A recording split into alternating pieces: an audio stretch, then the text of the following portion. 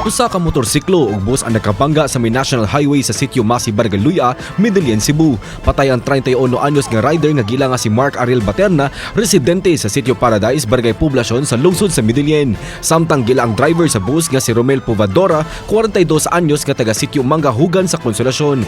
Nahitabo ang aksidente niadtong Martes sa kadlawon December 26, matod sa Medellin Police Station nga gikan sa Cebu City ang bus ug paingon kini sa daan Bantayan, samtang ang motorsiklo paingon sa Barangay Luya sa Medellin. Tungod sa impact, nalagpot si Baterna sa iyang motorsiklo ug nitugpa kini sa semento nga miresulta sa iyang hinanaling kamatayon. Ani ay karambola sa mga sakyanan sa lungsod sa Katmon.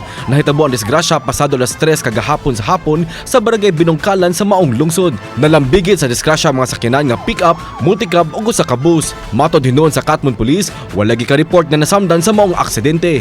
Nakamugna kini og pagbugat sa dagan sa trapiko sa maong lugar.